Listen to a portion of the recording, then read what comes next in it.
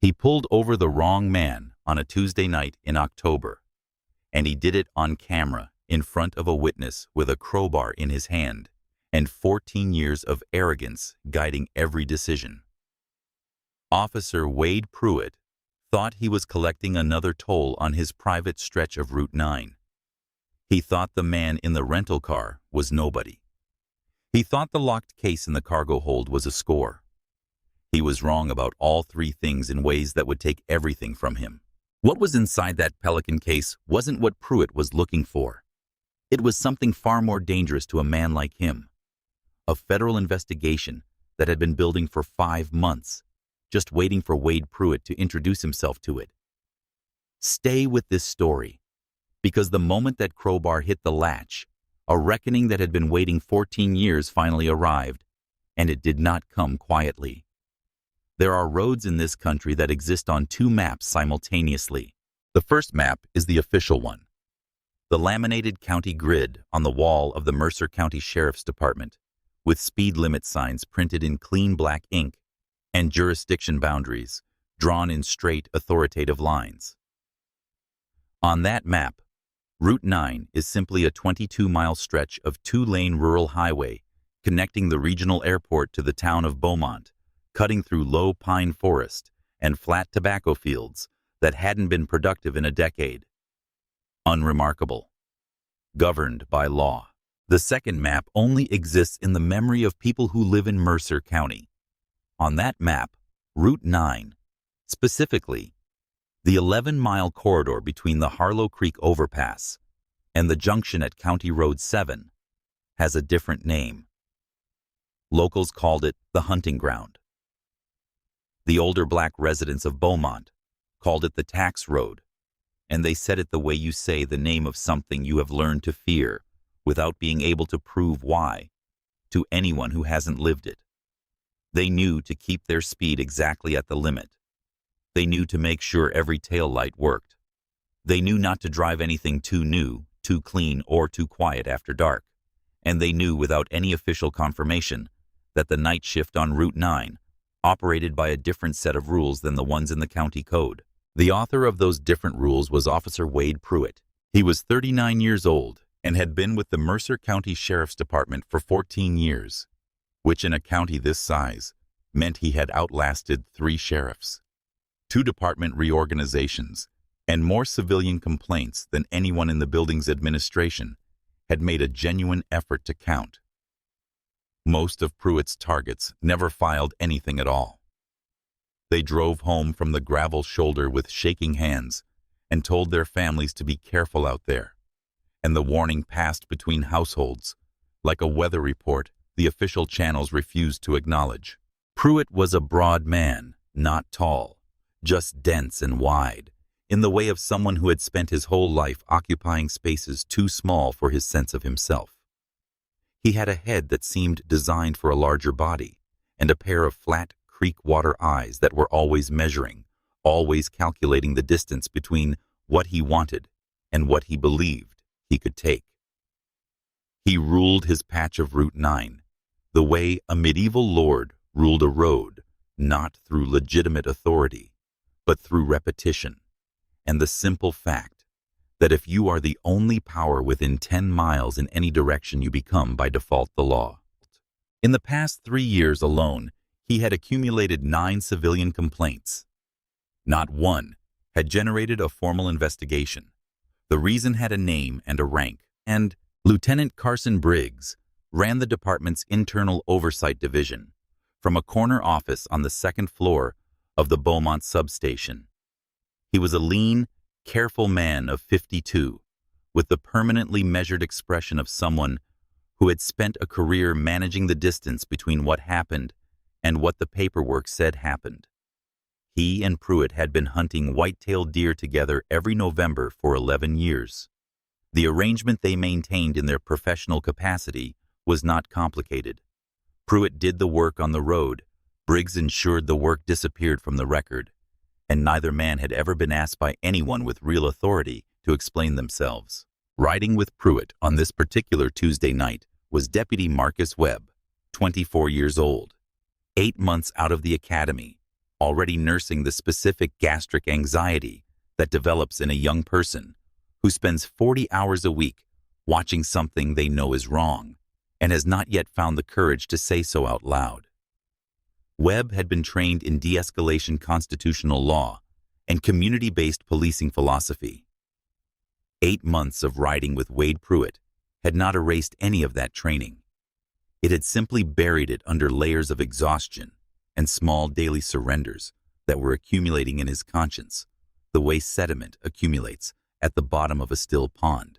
Tonight, Pruitt was parked in his usual position, a gravel pull-off behind the mileage marker at mile 44, screened from the southbound lanes by a collapsed billboard advertising a personal injury attorney whose office had closed in 2019.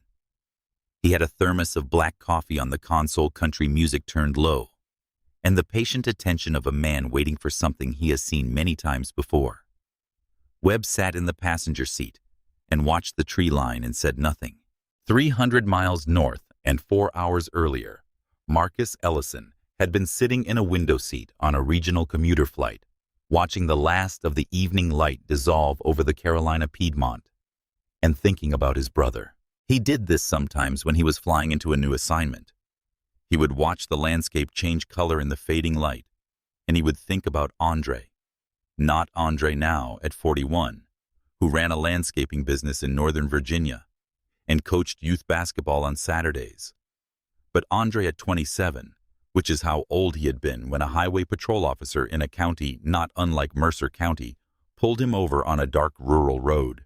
The officer had charged Andre with possession of a controlled substance that was never found, resisting arrest without evidence of resistance, disorderly conduct, which in that county's judicial vocabulary meant the officer was angry when he left.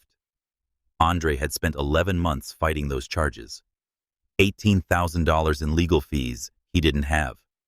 The project manager position he'd held for 2 years gone because the company couldn't keep an employee with pending criminal charges.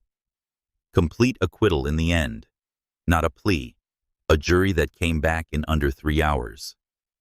But acquittal after 11 months is not the same thing as justice at the beginning. The 11 months were still spent. The career was still gone. The money was still gone. And the particular way Andre used to walk into a room with a lightness that Marcus had always privately loved was still gone. Acquittal gave you your name back. It did not give you back everything you had spent defending it. Marcus had been 26 years old when that happened.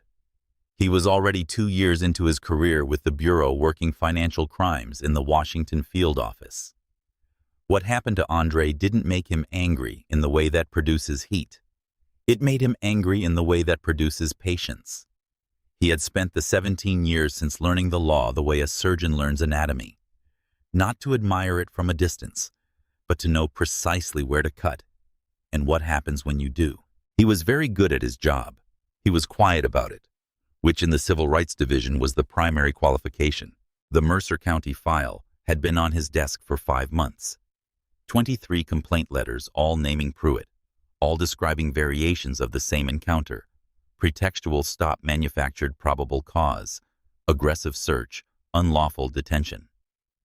Use of force statistics showing black motorists on Route 9 subjected to physical contact at a rate 340% above the state average. 2 anonymous letters, one from a paralegal, one he suspected came from a courthouse clerk, describing how Briggs's office ensured that internal complaints against Pruitt never reached formal review. What he didn't have was evidence that could survive a federal courtroom. Complaint letters are testimony. Statistics are context. What he needed was documentation, a clean recorded event that couldn't be explained away by a union attorney with an afternoon of preparation. So Marcus Ellison had done what the division occasionally did when the institutional protection around a subject was dense enough and the complaint pattern was compelling enough.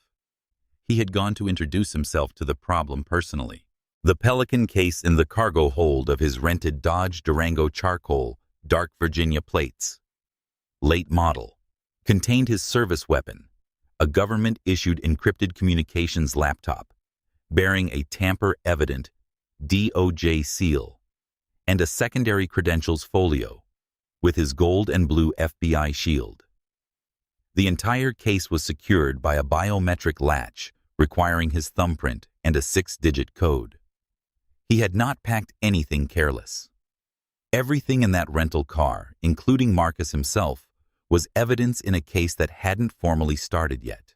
He found a gospel station at mile marker 61 and left it on low, not because he was devotional tonight, but because the low static of it was companionable on a dark road when you are tired and still a long way from sleep. The rain had started 10 miles out, thin, cold October rain that beaded on the windshield and turned distant headlights into smears of white. He set the wipers to intermittent. He set his speed at 58 miles per hour in a 55 zone. He placed both hands on the wheel.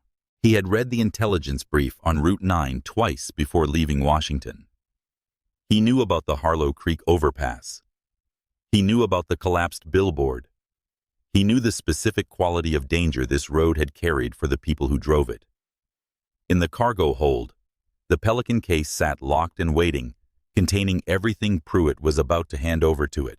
Pruitt saw the Durango at mile marker 47, doing exactly 58 in a 55.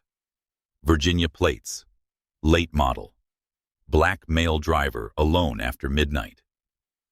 The profiling reflex fired before conscious thought could mediate it, a neural pathway worn so deep by 14 years of repetition that it no longer required the friction of reason. He reached for the light bar toggle. "What's the cause?" Wade Webb asked. Carefully, the voice of a young man who has learned to phrase challenges as questions. Drifted toward the fog line at the bridge. Pruitt said, not taking his eyes off the Durango's taillights. "You saw it." Webb had been watching the tree line. The Durango had not drifted anywhere. "Sure," Webb said and turned to look out his window so Pruitt wouldn't see his face. The light bar strobed to life. The Durango's right turn signal came on within 3 seconds, immediate, clean, unhurried. The vehicle moved to the shoulder in a single lane change, rolled to a smooth stop on the gravel near the Harlow Creek overpass and went still. No cameras at the overpass. Pruitt had mapped every camera on his stretch years ago. Inside the Durango, Marcus read the location in one glance and understood exactly where he was. He recognized the Harlow Creek overpass from the intelligence brief. He took one slow breath, turned off the ignition, rolled down all 4 windows. Despite the cold rain, switched on the interior dome light and placed both hands flat on the top of the steering wheel, fingers spread wide. He did not reach for his credentials. He made a deliberate professional decision. Let it run. Every second of what happened next would be documented by the cruiser's dash cam. Whatever Pruitt did in the next 30 minutes, he would do it on tape with a federal agent as the subject and the departmental recording equipment doing the work of preservation. The 5-month case was about to build itself in real time. Marcus's only job was to comply, document, and endure. He watched Pruitt's shadow grow in the driver's side mirror as the officer approached. He did not know, sitting there with the rain coming through the open windows and the gospel station still playing low on the stereo, that in less than 2 hours, he would watch this man destroy his own career with a crowbar in a room full of cameras. He did not need to know. He simply needed to be present for what came next, and he was. The shadow reached his door.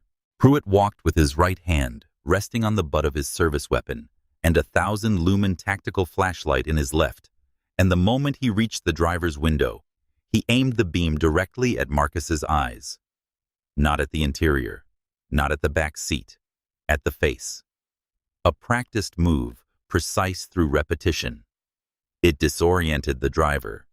It slowed reaction time, and it established in the first 2 seconds of contact who held the power in the next several minutes. Marcus squinted against the beam and kept his hands on the wheel. Pruitt let the silence run for 5 full seconds. Then license registration and proof of insurance. No greeting. No explanation for the stop. No professional courtesy of any kind. The tone of a man who has given this command so many times that the social components of language, the please, the good evening, the reason have been worn completely away. Good evening, officer. Marcus's voice was steady and unhurried, calibrated to reach the cruiser's dashcam microphone 40 feet behind him. My wallet's in my right rear pocket. Rental agreements in the glove box. I'll reach for them now slowly. Pruitt's jaw tightened. He didn't like this. The calm was wrong. The phrasing was wrong. Civilians didn't announce their movements like that unless they knew the protocol. And people who knew the protocol were people who had thought about what they'd do when this moment came. And people who'd thought about it were people who expected to be able to use what they recorded against you. Just hand them over, he said. No sudden moves. Marcus produced his civilian driver's license and the rental agreement.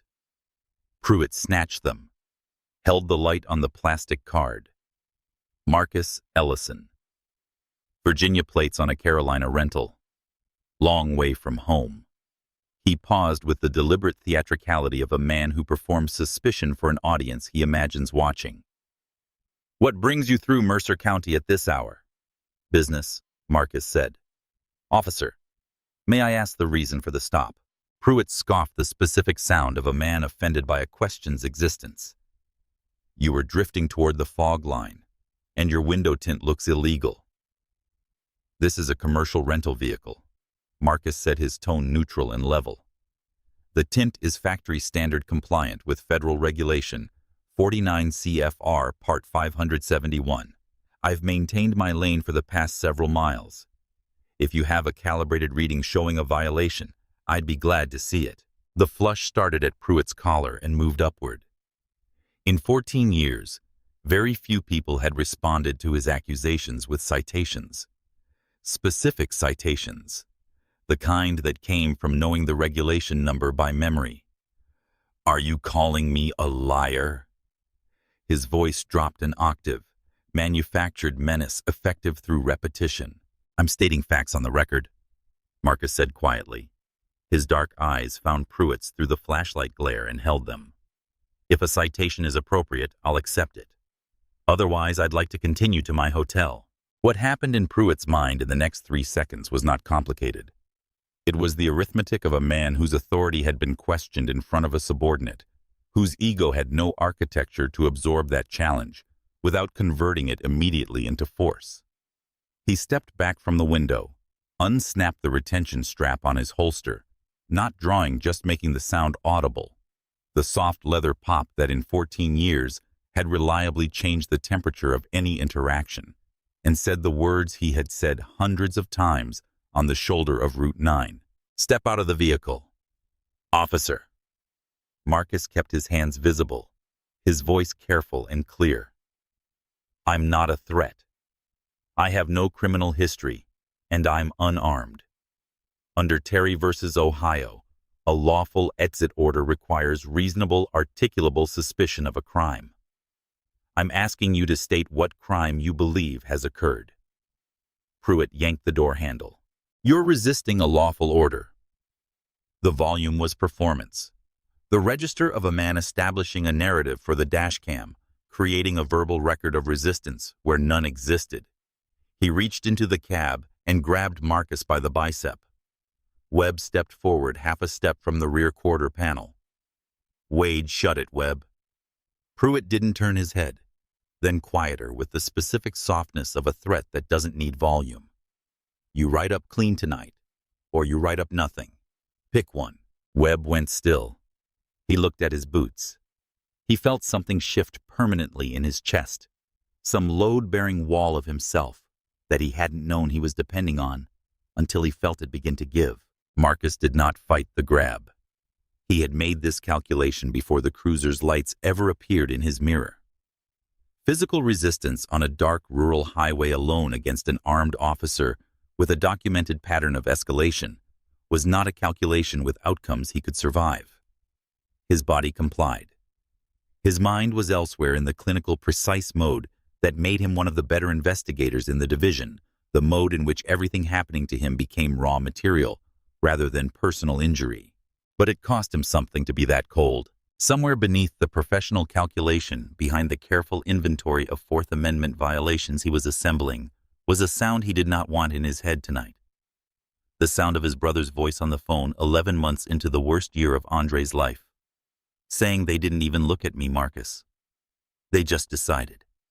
He locked that sound away behind the part of himself that was building this case, and he kept his hands visible, and he spoke loudly and clearly for the dashcam. "I'm stepping out. I'm complying under physical compulsion. I do not consent to this." Pruitt spun him the moment both feet hit the gravel. Marcus's chest hit the exterior of the Durango with a force that drove the breath out of him, cold, wet metal. The impact sharp and blooming, the kind of pain that announces itself quietly now and arrives fully later. Pruitt kicked his legs apart and forced him into a wide, uncomfortable stance. Rain ran down the back of Marcus's neck and soaked through his shirt collar. His cheek pressed against the cold metal of the SUV door. "Hands behind your back," Pruitt commanded, unhooking his handcuffs. "You are making a serious professional error," Marcus said, steady, despite the rain and the ache spreading across his chest. "I strongly recommend you contact your watch commander before taking this any further." "I am the authority on this traffic stop," Pruitt said, and ratcheted the first cuff around Marcus's left wrist, then the right. Then he squeezed the ratchet an extra 2 clicks past standard 2 clicks, past any legitimate safety purpose. The kind of tightness that communicates something specific about how the person being restrained is regarded by the person doing the restraining. The steel bit into the thin skin over Marcus's wrist bones. The circulation began to compress immediately. He felt the throb starting dull. Now it would sharpen later, and he registered it the same way he registered everything tonight. Data, he thought. All of this is data. What's the charge, he asked. Resisting. Failure to comply. Disorderly conduct. Pruitt was already moving toward the Durango, reaching for the door handle. And we'll see what the car produces. He was not methodical. He was purposeful in the way of someone looking for something specific and willing to make a mess in the process. The suitcase came out of the cargo area, first unzipped on the wet gravel contents, distributed across the shoulder, without consideration for what the rain was doing to them. Dress shirt, change of slacks. Toiletry bag, emptied. Nothing. The glove box, rental documents, a tire pressure gauge. 2 paper maps included by the agency.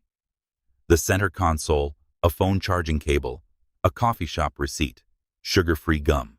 Nothing. In the cargo area past the suitcase wreckage, the Pelican case. Matte black heavy-duty polymer, no exterior markings. Approximately the size of a large carry-on.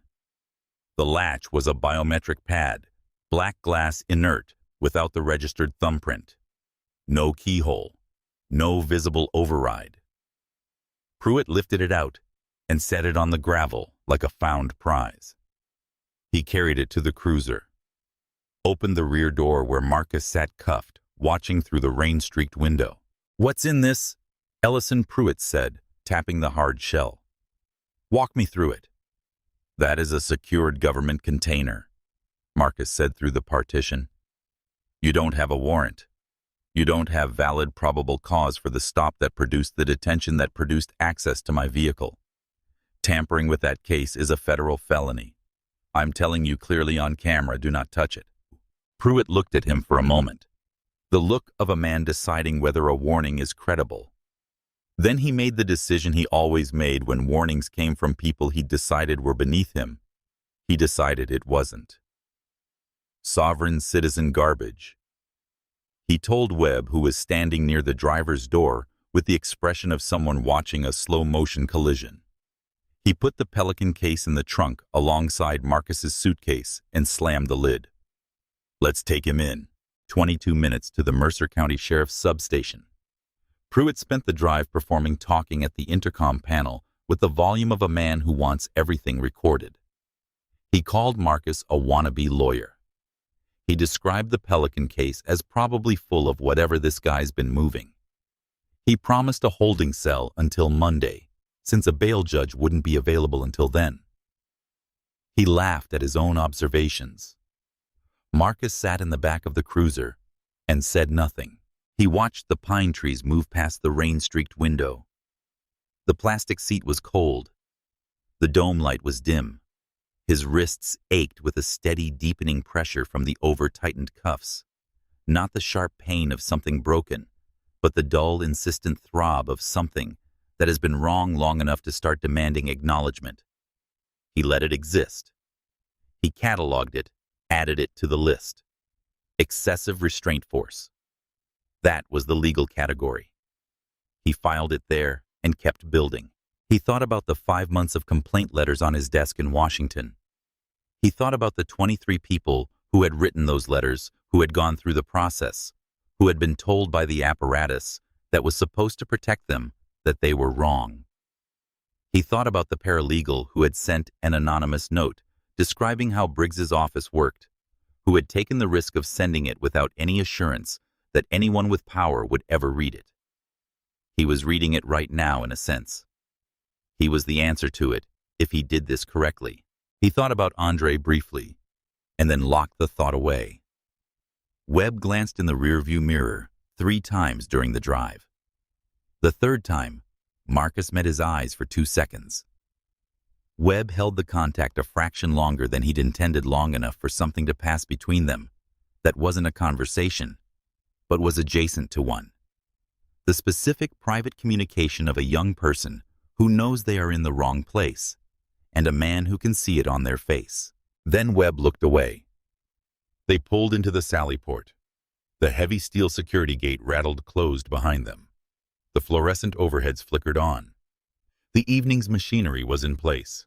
Desk Sergeant Donna Holt had been with the department for 20 years and could read a person's situation in the first 3 seconds of their arrival at the booking counter. Not always correctly, she would be the first to say so, but with a reliability that had made her over time an institutional conscience, in a building that was not designed to accommodate one. She was 52, gray-haired, and she set down her crossword puzzle when Pruitt marched Marcus Ellison through the interior door from the Sallyport. She looked at the man in cuffs. Despite being rain-damp and disheveled, his posture carried a quality of stillness she had encountered exactly twice in 20 years. Both times, it turned out, in people with considerably more authority than the room assumed. Pruitt made his announcement at full volume. Traffic stop turned uncooperative, resisting arrest, disorderly conduct, suspected trafficking, locked contraband container. He said it like a fisherman announcing a catch. Name, Holt asked, reaching for the intake log. Marcus Ellison, he said quietly. Sergeant, I'm requesting my phone call. My continued detention is unlawful, and the vehicle search conducted on Route 9 was performed without warrant or valid probable cause. Yeah, Pruitt said, already emptying the property bag onto the counter, wallet, phone, hotel keycard. Process him. Cell 2. I'm going to find out what's in that briefcase. He lifted the Pelican case onto the counter and picked it up. Tommy! Holt's voice carried the particular tone of a person who has learned to push as far as she can and no further.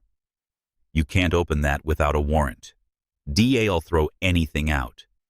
Probable cause, Pruitt said, already moving. I smelled something in the vehicle. He was heading toward the evidence processing room at the end of the hallway. Back in 10. The door closed. Holt looked at the counter. She looked at Marcus. She reached for his wallet. She flipped it open to photograph the driver's license for the intake log, and behind the civilian license was a second card. The shield was gold and blue enamel heavy, and detailed in a way that separated it from any novelty or costume piece at a glance. The eagle at the top was 3-dimensional. The letters below it deeply set a chip embedded in the backing for secure federal building access. Beside it, in the adjacent window of the wallet, was an identification card with a photograph of the man standing at her counter. The same close-cropped hair, the same steady, unreadable eyes. And beneath the photograph, the seal of the Department of Justice, and the words, Supervisory Special Agent, Civil Rights Division, Federal Bureau of Investigation. Donna Holt's hands began to tremble. She looked up from the wallet. Marcus was watching her with the patience of a man who has been waiting for exactly this moment. "The case officer Pruitt just took down that hallway," Marcus said, his voice dropping low and even. "Contains a government-issued sidearm and an encrypted DOJ communications terminal. The case is biometrically locked. If he forces it, he destroys federal property and tampers with secured government communications equipment. Both are federal felonies. He is doing this in a room that I assume has security camera coverage." Holt was already reaching for the radio. "Pruitt." Her voice scaled upward. "Tommy, stop. Do not touch that case. Answer me. Pruitt, stop what you're doing right now and come back to booking." Static. A crackle. Nothing. "Tommy, I need you to—" The radio answered her with silence. She stared at the DOJ shield in the open wallet. She stared at Marcus. She said in a voice that had lost most of its official composure, "Your FBI." "Civil Rights Division," Marcus confirmed softly. "Washington Field Office. I arrived in Mercer County approximately 4 hours ago." A pause. "Sergeant, take these cuffs off. Whatever is happening in that evidence room is already in motion. Don't let it get any worse than it already is." Donna Holt set the radio down, came around the counter, and reached for her keys. The evidence processing room smelled of industrial cleaner and accumulated procedure. Cinder block walls, metal shelving, a single overhead fluorescent buzzing at a frequency just below the threshold of conscious annoyance. Pruitt had the Pelican case on the central processing table and a 24-inch steel crowbar wedged under its reinforced latch, putting his full 210-pound frame into the leverage. He was sweating through his uniform shirt. The sweat was not from exertion. The room was cool. He was sweating because some buried quiet part of him, the part that hadn't been entirely swallowed by 14 years of impunity, was trying to get his attention, trying to tell him something. The louder, more practiced part of his brain was drowning out. He wasn't listening. He was listening to the narrative he'd already written: the biometric lock, the out-of-state plates, the man who knew too much law. This was a trafficker who'd found a way to make product look official. The locked case was the tell. He was about to open it and find something that retroactively justified everything, and by tomorrow morning, he'd be the deputy who cracked a sophisticated interstate operation, and the complaint from the man in cell 2 would dissolve. He put his weight into the bar. The reinforced latch held for 3 seconds. Then it gave a violent metallic shriek that sent vibration through the table and up his arms, and the lid buckled and released with a pressurized hiss, a small, precise sound, like something exhaling that had been held too long. The crowbar clattered to the floor. Pruitt reached out and flipped the lid back. His smile lasted half a second. High-density black foam, precision cut. 3 items. Left. Recess, a matte black.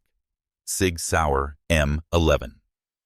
A1 pistol, secured beside 3 loaded magazines, arranged in descending order, military-grade foam, fitted perfectly around each one. Center recess. A ruggedized Panasonic Toughbook laptop, matte gray, a tamper-evident seal across the hinge. Deeply engraved into the casing, unmistakable from 3 feet away, United States Department of Justice. Right. Recess. A secondary leather credentials folio fallen face up when the lid jerked back. Lying open in the foam, catching the fluorescent light, was a gold shield. Heavy. Detailed. The eagle spread wide, the letters below it, clear and final. Federal Bureau of Investigation. Beside it, the identification card, the photograph, the name. Supervisory Special Agent. Pruitt stepped backward. His shoulder hit the metal shelving hard enough to rattle the evidence bags on the upper rack. His right hand opened, and the crowbar hit the concrete floor with a sound that seemed, in the sudden absolute silence, enormously loud. He looked at the broken latch. He looked at the DOJ seal on the laptop. He looked at the badge and the foam face-up perfectly lit, going nowhere. "No," he whispered. Just breath shaped like a word. He looked at the crowbar on the floor. He looked at the security camera in the upper corner of the room, its small red record light steady and unblinking, having watched every second of what he just did. No, no, no. The evidence room door burst open. Donna Holt stood in the doorway, face the color of wet concrete. Behind her, Webb gripped the doorframe with both hands, his knuckles gone white. Both of them took in the tableau in silence. Pruitt's gray face, the broken case on the table, the DOJ seal on the laptop, the crowbar on the floor. Tommy. Holt's voice was barely there. Tell me you didn't force it. Pruitt's mouth opened and closed. The dash cam recorded you pulling it from his vehicle, she said, stepping into the room. The Sallyport camera recorded you bringing it in. The hallway camera recorded you going to maintenance and coming back with that. She pointed at the crowbar. And this camera just recorded everything that happened in here. She stared at him. You didn't just violate department policy, Wade. You committed a federal felony, on camera, in your own building. We can fix this, Pruitt said. His voice had the quality of something already broken trying to hold its shape. We say the latch was defective. We say it popped open in... I'm not doing that, Holt said. I am not going down with you. She turned and walked out. Her footsteps were audible all the way down the hall. Webb had not moved from the doorframe. He stood there while Pruitt tried to push the broken lid of the Pelican case closed, while Pruitt attempted to reconstruct a story in real time. Defective latch opened in transit. Nobody could have known. And when Pruitt turned and said, You saw the fog line, Webb. You were in that car. 2 officers against 1 civilian. That's a credibility question that's not an open and shut. No, Webb said. 1 word. Quiet as anything. But the quietest words are sometimes the most load-bearing. Pruitt stared at him. I didn't see him cross any line, Webb said. He wasn't looking at his boots anymore. He was looking at Pruitt, and his face was still pale and still frightened. But it was also resolute in the specific way of a person who has found the thing they are not willing to cross. He was doing 58 in a 55. He didn't drift anywhere. You lied on the dash cam. A pause. I'm not saying otherwise under oath. Pruitt said nothing.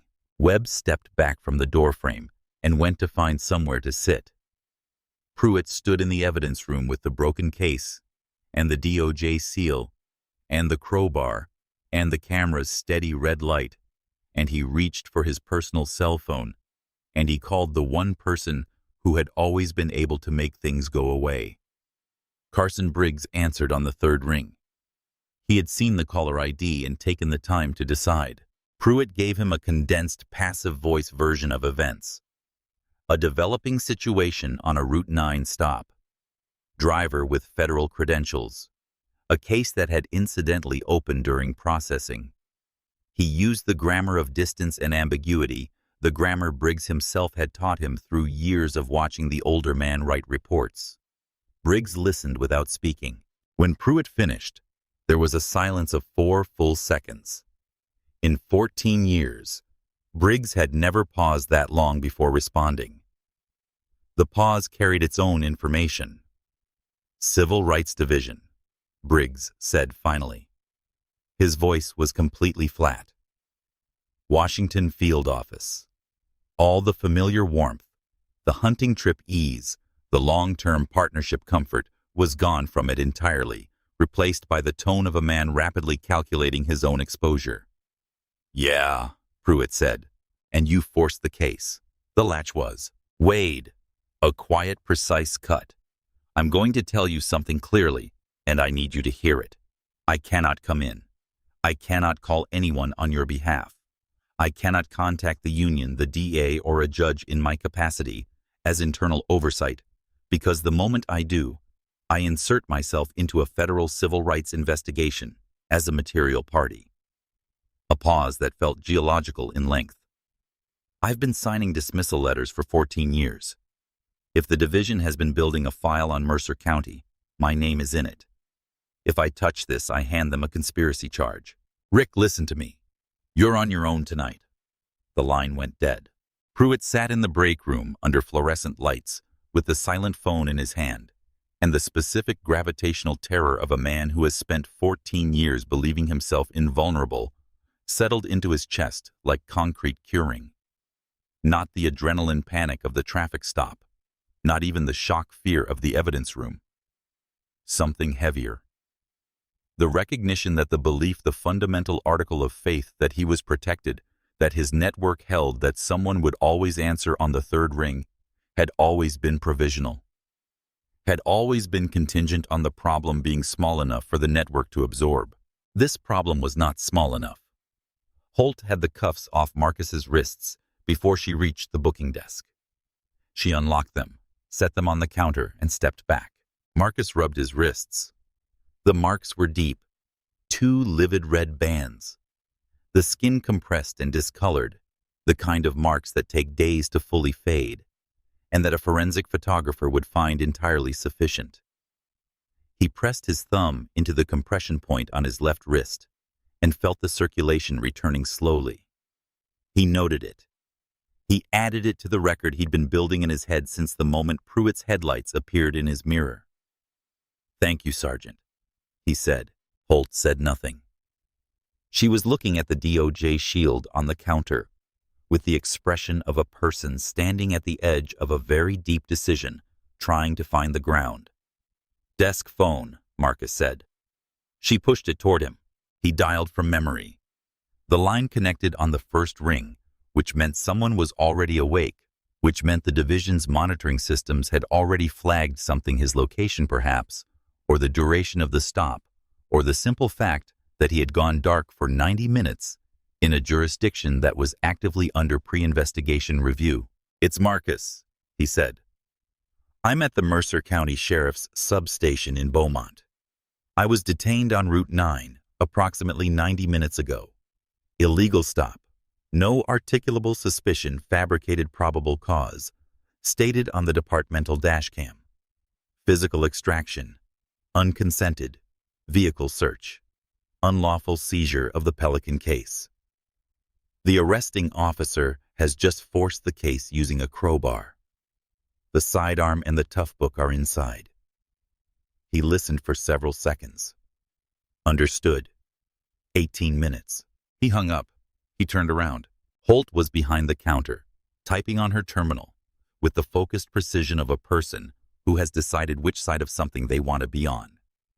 Webb had come back down the hallway from the direction of the break room and was sitting in a chair near the interior door, both hands on his knees, looking at the floor.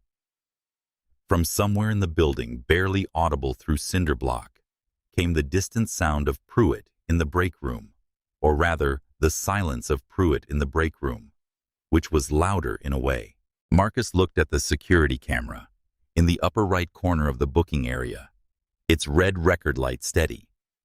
He looked at Pruitt's silver Mercer County Sheriff's star, which had fallen from the property bag during processing, and was sitting on the counter beside his wallet, and he experienced the specific contained satisfaction of a man who has watched a machine he designed begin to run. "Sergeant Holt," he said, effective immediately. "No personnel enter or leave this building. Lock down all dashcam footage from Officer Pruitt's cruiser, all body cam footage from both officers, and every security feed in this station, including the evidence processing room. Flag them as federal evidence. Don't allow anyone to alter, delete, or export them without my authorization." "Yes, sir," Holt said, and she said it with genuine relief. The relief of a person who has been waiting for someone to give her a clear, legitimate instruction. Marcus walked to the bench along the near wall, sat down, and waited. He rubbed his wrists once slowly, and then placed his hands on his knees, and was still. 17 minutes later, the parking lot lights of the Mercer County substation began to reflect a new kind of illumination. They came without sirens. That was the first thing Pruitt noticed when he walked back into the booking area. The parking lot visible through the frosted glass panel beside the front door had changed color. The dead gray of an empty late-night lot was alive with the cold, steady white of high-beam headlights belonging to large vehicles that had positioned themselves in a specific pattern, blocking every exit, angled for documentation rather than pursuit. 5 black Chevrolet Suburbans. 2 marked state police cruisers, parked with the precision of people who have done this before and know exactly where each unit needs to be.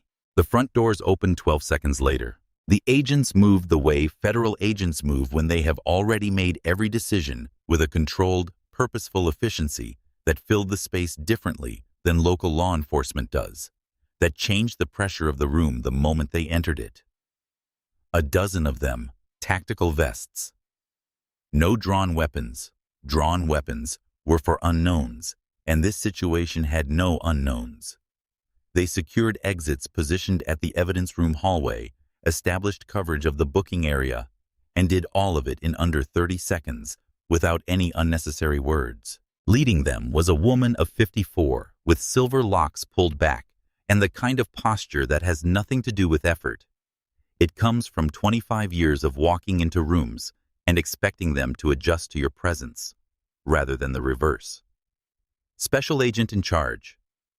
Diane Okafor had been with the Bureau since the year Pruitt joined the department, and in that time, she had overseen 4 federal consent decrees, prosecuted 11 civil rights cases, and developed a reputation within the division for a quality most accurately described as patience with teeth. She walked past the booking counter, past Holt, past Webb, and went directly to Marcus. She looked at his wrists. She looked at his face. She said one word: status. He forced the case. Marcus said. The temperature in the room dropped. Behind Okafor, filling the doorway in a rain jacket thrown over a dress shirt, was Mercer County Sheriff Gerald Hatch, pulled from a dinner party 30-minute drive to process the magnitude of what he was walking into, arriving to find that every version of events he'd constructed in the car was already obsolete. He was pale. His hands were not entirely steady. 2 state troopers peeled off from the federal team and moved to Pruitt's position without being directed, flanking him with the matter-of-fact efficiency of people performing a familiar procedure on a subject who has run out of options. Hatch made it 40 seconds into his damage control speech before Okafor stopped him. She stopped him with a look. The look of a person who is not angry, so much as completely unmoved by the performance. And then she said 3 things. She said that Mercer County's use of force rate against black motorists on Route 9 was 340% above the state average, and that this figure had held consistent for 7 years. She said that the Civil Rights Division had received 23 complaints naming Wade Pruitt by name in the preceding 18 months. She said that Lieutenant Carson Briggs's Internal Oversight Office had signed dismissal letters for each of those 23 complaints without generating a single formal review. Hatch stopped speaking in the middle of his own sentence. What crossed his face was not the shock of new information. It was the specific expression of a man hearing something he had, on some level, always known existed and had simply chosen never to examine directly. The face of someone whose willful distance from the truth was ending against his will. This investigation, Okafor said, did not begin tonight. Tonight is the documentation phase. She turned to Pruitt. She listed every charge in sequence at the measured pace of someone reading from a mental document she had been composing for months. Illegal traffic stop. No articulable suspicion. Fabricated probable cause recorded on departmental dashcam. Illegal physical extraction. Unlawful search and seizure. Illegal seizure of a locked federal container. Willful destruction of federal government property. Title 18, Section 1361. Civil rights deprivation under color of law. Title 18, Section 242. She did not raise her voice. She did not rush. She looked at Pruitt throughout. Pruitt said, "I want my union rep." Hatch, who had taken a small, definitive half-step backward during Okafor's recitation, said quietly, "The union's been notified, Wade. They declined to send representation tonight." Pruitt looked at Webb, Webb was sitting against the far wall, two federal agents positioned nearby. He looked up when Pruitt's eyes found him. Pruitt said it one last time. Tell them you saw him cross the fog line. Tell them what I told you." And Webb looked at him for a long moment and shook his head. Slowly, without drama. The small private movement of a person who has finally located the thing they are not willing to do and is doing it and will not stop. Okafor nodded at one of the agents near the booking desk. The agent pulled up a feed on the desk monitor. No setup, no announcement, just the click of a keyboard and the screen coming to life. It was the dash cam footage from Pruitt's cruiser. Time-stamped. Clear. The audio came first, a half-second before the picture stabilized. Pruitt's voice, recorded on his own department's equipment at the moment he fabricated the stop, drifted toward the fog line at the bridge. "You saw it right, rookie." Then Webb's voice, barely audible. "Sure."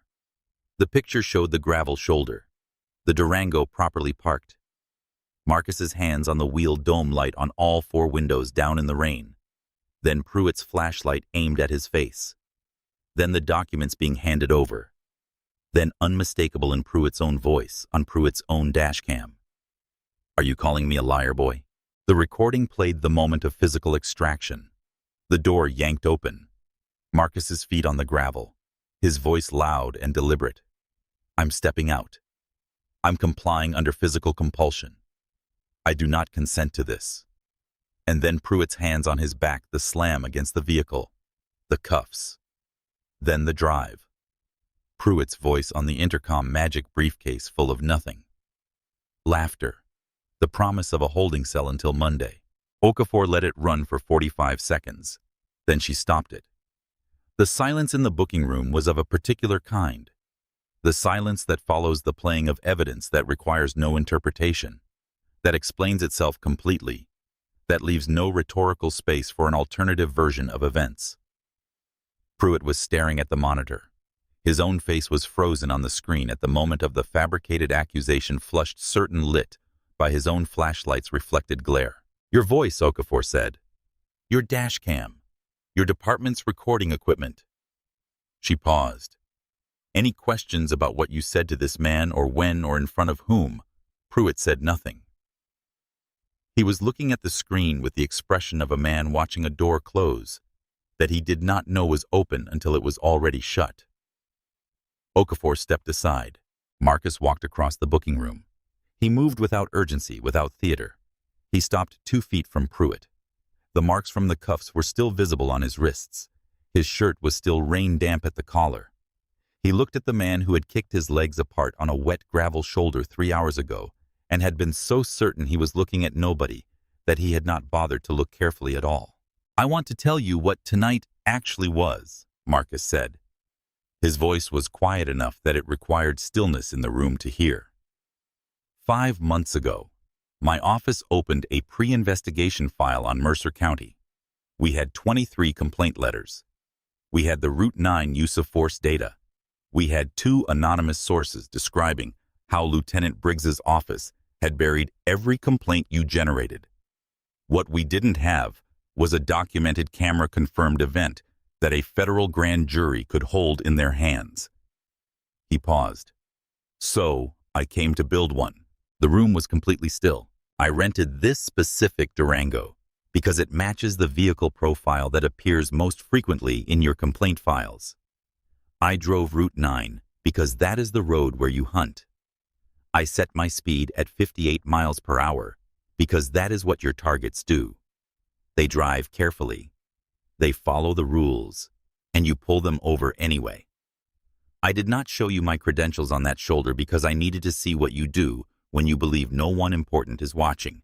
He let the silence hold for 3 full seconds. "Within 2 hours of landing in Mercer County, you fabricated probable cause on your own dash cam, physically extracted me from a vehicle without a lawful order, searched that vehicle without warrant, seized a locked federal container, transported it to your own evidence room, and destroyed it with a crowbar, also on your own cameras." He stopped. His voice remained level, but it carried something now that had not been in it before. Something that was not anger and not triumph, but was the weight of 5 months of work and 17 years of waiting arriving at the same moment. You didn't just conduct an illegal traffic stop tonight, Officer Pruitt. You arrested your own investigation. You handed me every charge in this indictment in 90 minutes on government equipment in front of a witness. And you did it because you looked at a man sitting quietly in a rental car and decided he was nobody. The words sat in the air of the booking room. "I'm not interested in your explanation," Marcus said. "I'm interested in your badge." Okafor signaled. The 2 state troopers moved with practiced efficiency. Pruitt's service weapon was drawn from the duty belt magazine, dropped chamber cleared, and set on the booking counter. The spare magazines followed.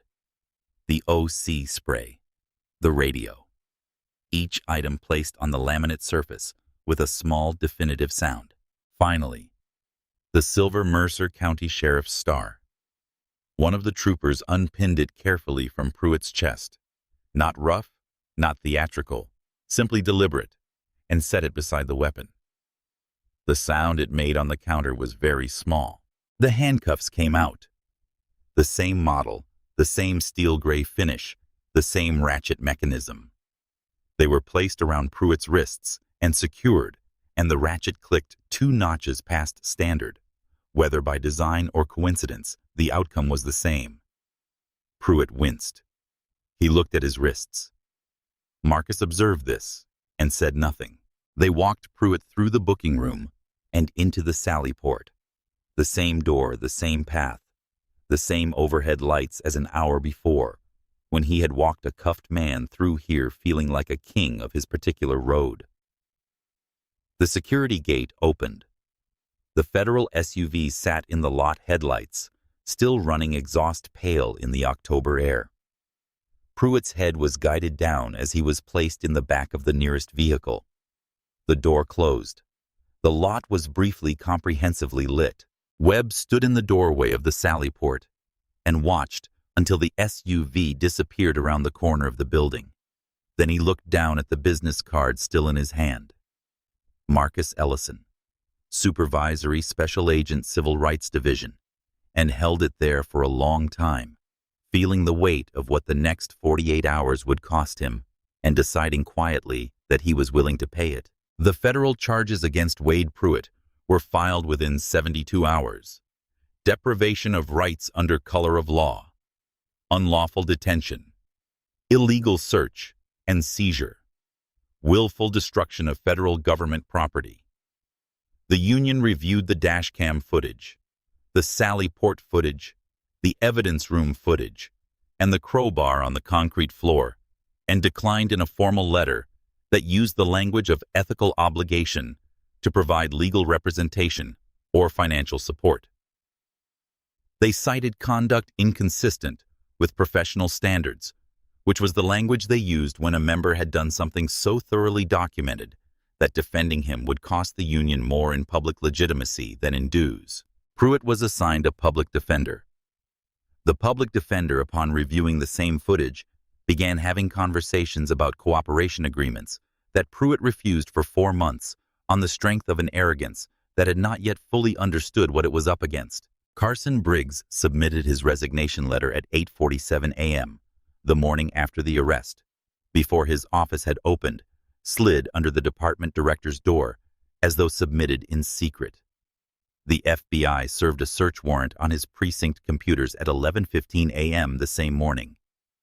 What the agents found was not a surprise email, metadata complaint, file, timestamps, and a documented pattern of active suppression spanning 11 years. 23 dismissed complaints, 7 cases flagged for review and closed without it. 3 complainants who had been quietly contacted and discouraged from pursuing formal channels. The architecture of protection laid out in its own records with the orderly self-incrimination of a system that never expected to be examined. Briggs was indicted 3 months later for obstruction of justice and civil rights conspiracy. Sheriff Gerald Hatch was not indicted. He was placed under a binding federal oversight agreement requiring the department to submit all Route 9 traffic stop documentation to an independent federal monitor for 3 years, mandating body cam footage for every stop, prohibiting stops based on vehicle profile characteristics, and requiring all civilian complaints to be processed by an external board. The first time in Mercer County's history that an official document acknowledged the second map existed. Deputy Marcus Webb called the number on the card at 9:15 a.m. He spoke with the division's office for 3 hours. He gave a sworn affidavit, confirming everything: the fog line fabrication, Pruitt's profiling reflex, the pressure to corroborate a false account, his own failure to intervene at the stop. He did not minimize his own role. He gave them everything he had, including the dates of 3 earlier stops he had witnessed and not reported. The affidavit was thorough and honest, and cost him something that would take a long time to name. Not his career, but a particular kind of self-image that had been easier to maintain when he was still just watching and had not yet been asked to choose.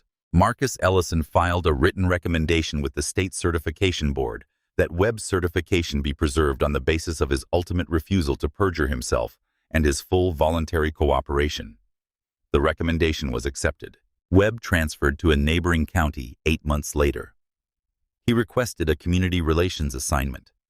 He attended his first community policing meeting 2 weeks after his transfer and helped organize the second one himself, and sat in the circle with residents who had questions about the department and answered as many of them as honestly as he could, which was more than he could have answered a year before, because he knew more, now knew it differently, knew it in his body, about what it costs people when the institution fails them.